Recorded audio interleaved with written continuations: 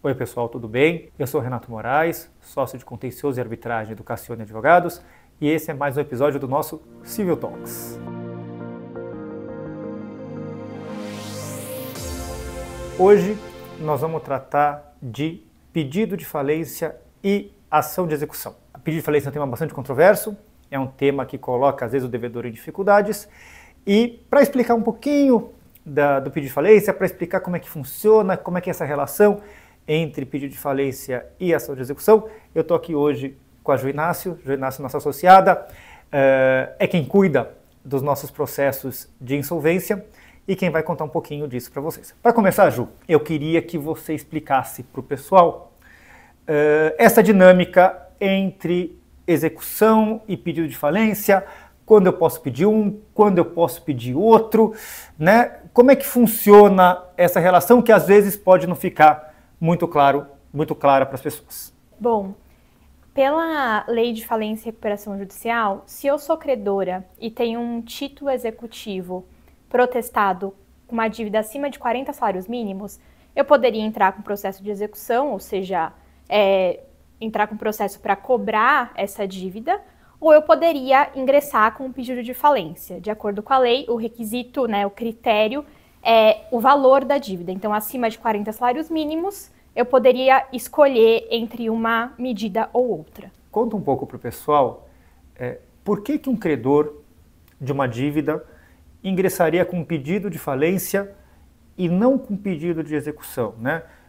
Muitas vezes, até se for um credor quirografário, é capaz até da falência atrapalhar o recebimento do crédito dele ao invés de ajudar. Então, qual é a motivação dele para isso? O que acontece? No processo de falência, para a devedora evitar a decretação da quebra, que é uma medida grave, ela precisa realizar o que a gente chama de depósito elisivo, que basicamente é pagar o que ela está devendo. Então, a utilização da falência ela tem que ser analisada muito caso a caso, porque como você disse, se o meu crédito é um crédito comum, sem garantia, eu tenho um risco de a empresa não realiza o depósito, é decretada a quebra, então eu provavelmente não vou receber o crédito, vai ser um tiro no pé.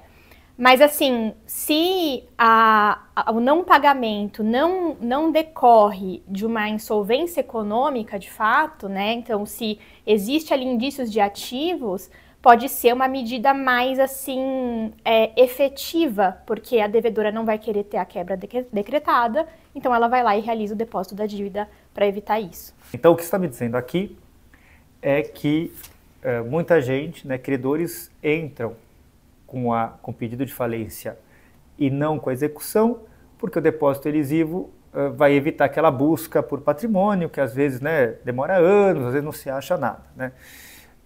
Agora, imagino que isso já tenha sido analisado pela jurisprudência, né? Será que não existe, não se questionou essa atitude do credor de usar a falência, que é um processo de insolvência, para levar a quebra da empresa como um instrumento de recebimento do crédito, né? Conta um pouco para o pessoal como é que os julgados, como é que os tribunais analisaram isso, seja no decreto de 1945, seja na lei 11.111 de 2005. Antes da Lei de Recuperação Judicial e Falência, a gente tinha uma lacuna legislativa de quais eram os requisitos para o credor entrar com um processo de falência.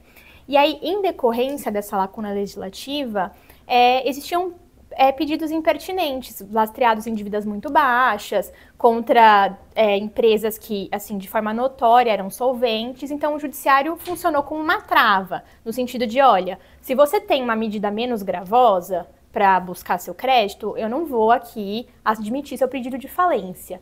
Hoje, com a Lei de Recuperação Judicial e Falência, como o legislador trouxe critérios objetivos, então eu tenho lá uma dívida protestada acima de 40 salários mínimos. É um critério legal. Então, assim, a tendência da jurisprudência é, uma vez preenchido o critério legal, o pedido não pode ser considerado impertinente, assim, ou abusivo. A gente tem uma jurisprudência minoritária hoje que exige, além da comprovação do título protestado, tem exigido também a comprovação da solvência econômica. Mas existe uma jurisprudência mais sólida no sentido de que, olha, a insolvência na falência ela é jurídica. Então, assim, comprovados os requisitos legais, não cabe a mim impossibilitar o credor de seguir pela via da falência. Ju, muito legal, muito obrigado. Bom, pessoal, então aprendemos um pouquinho hoje sobre como anda a jurisprudência a respeito do pedido de falência, sobre eventual abuso do pedido de falência e como isso foi analisado dentro da Lei 11.101 de 2005. E esse foi mais um episódio do nosso Civil Talks.